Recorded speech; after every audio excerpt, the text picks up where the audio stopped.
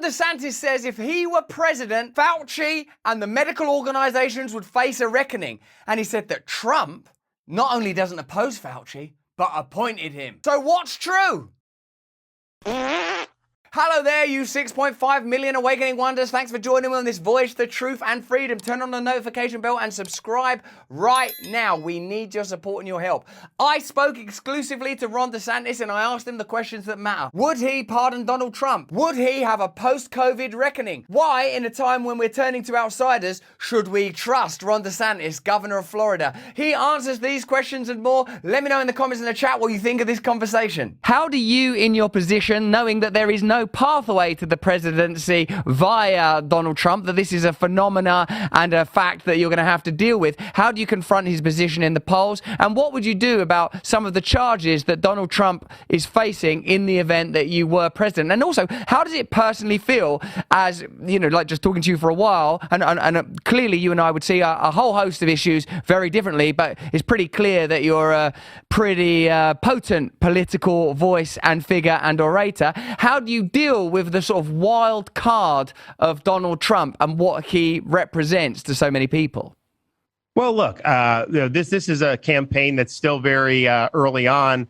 Most people are not paying attention over the summer. They're doing things like be with their families and they're enjoying themselves. So we've been laying the groundworks in the early states. The media will talk about polls, but they'll take a poll from the whole country. That's not how the primary process works. You do Iowa, then New Hampshire, then South Carolina. So we're actually on the ground in those states doing the work that is not always kind of headline grabbing, but it's really grassroots and we're building support. So we're doing a good job. You know, we're going to continue to do more.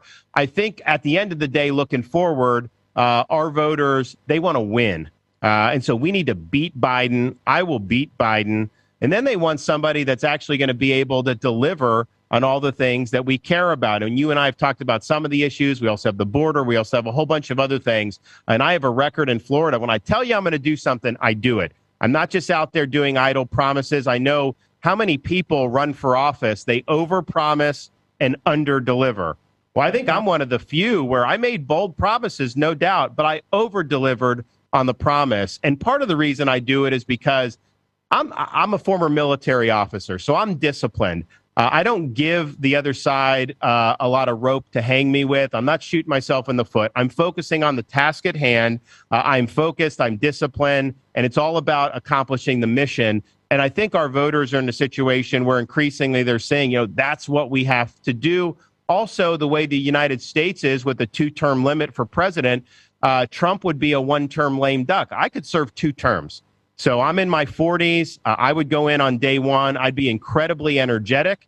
I would be very active. You want to talk about the administrative state? We would be able to slay the administrative state. We'd secure the border. We'd do all these things. And it would really be a flurry of activity. So more and more people are going to see that. We haven't even had debates yet. And just keep an eye on those early states because I like what I'm seeing there.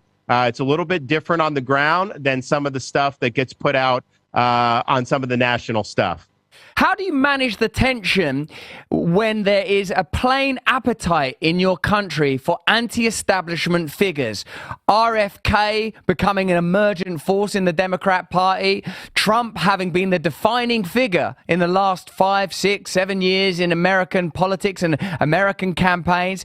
How do you deal with managing the tension of being a representative of establishment forces while acknowledging that many people no longer trust the media, many people no longer trust the government, many people are deeply cynical about American institutions? How do you deal with the massive mistrust and near-nihilism of American cultural life? Can we imagine a situation where whatever the result of the next presidential election, the opposing side will likely say the election was stolen, it was because of Russians, it was because of broken or corrupt voting machines? How can you ever bring together and justify a centralized American experiment, particularly when you seem to believe so strongly in decentralization, federalism, and maximum democracy? How do you deal with this mistrust and this great appetite for outsiders? Well, one, I would push back on this idea that I'm representing establishment forces. I get attacked by the corporate press more than anybody running for office, more than Joe Biden, and now more than Donald Trump, because I think the corporate press views me as a bigger threat. They understand that I will beat Biden, and they know I will actually deliver on all these things, whereas I think they think that Trump would not beat Biden. And then I think they think even if he did, that he would be distracted with all these other stuff and wouldn't be able to deliver. So I've been the target of all these people, and I think it's because I've been willing to lead. Also, I would point out during COVID, I was the one fighting Fauci. Donald Trump put Fauci in charge. He never fired Fauci. In fact, Donald Trump's last day in office, he gave Fauci a presidential commendation. And I'm just thinking to myself, this guy had been responsible for justifying school closures, for justifying mandates, for justifying lockdowns. And by January of 2021, we knew how destructive it was. We knew it had failed.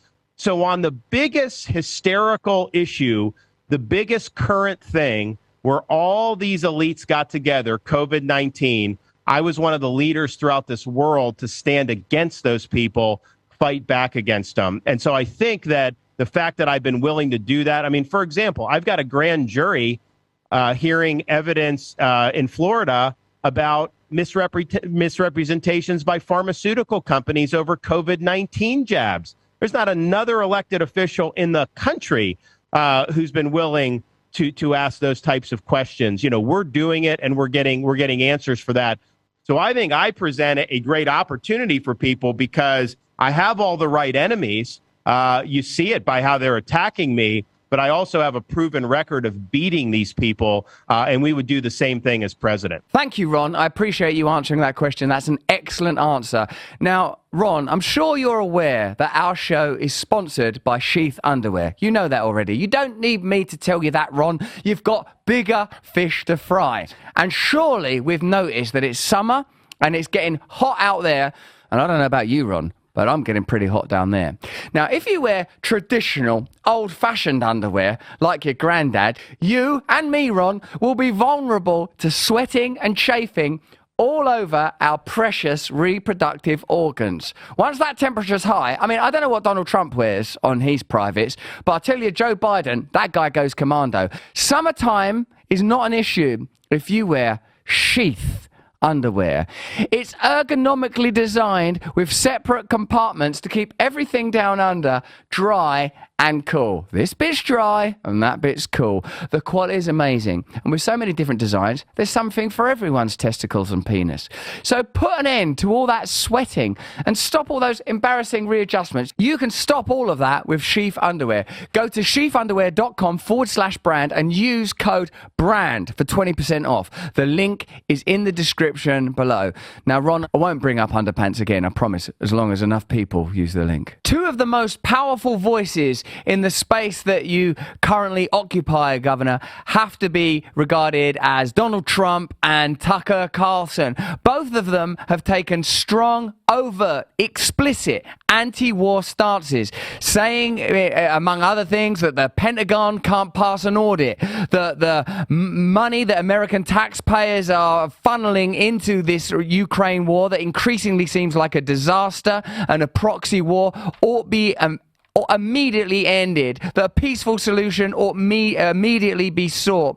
As a former military officer, where do you stand on this conflict, and are you willing to match that kind of anti-war rhetoric? And how do you reconcile the enormous revenue, the vast budgetary and treasury weight that this war and the military-industrial complex places on the American people generally, with the conditions that many former military personnel are enduring? Many of them having to use food banks, many of them, like a significant number, ending up homeless. A great stain on American culture, I would say, is the rhetoric that supports veterans and the shameful way in which they are treated.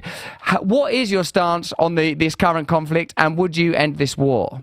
So one, on the military-industrial complex, we are actually going to overhaul how these retired generals are allowed to then just go work for defense contractors. As commander-in-chief, you can put restrictions on that. You basically have a revolving door. where people go from high military positions into just a handful of major defense contractors. We're also going to democratize the ability of people, because we obviously need to have a strong defense, but we don't want it to go to just a handful of companies. We used to have all these companies like during World War II. So we want to do that for sure. And we absolutely need an accounting to just do a blank check. That doesn't serve the American people. And when I was in Iraq, the thing that I noticed was, and this was 2007, so we were there fighting Al-Anbar province, Al-Qaeda in Iraq. I was attached to Navy SEAL Team 1, and the mission was very murky. Yeah, beat Al-Qaeda, but then create a democracy in the Middle East and Iraq. Well, we weren't able to do that. And so you ended up being there for many years. There was a lot of money spent.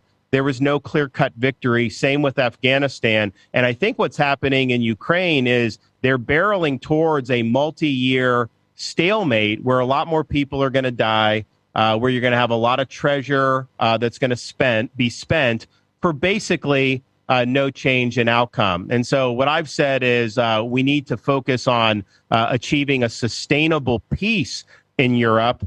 We should not want to see this thing go on. We have pressing problems at home that we're neglecting, as you mentioned, our own veterans. We have an open border in the United States of America.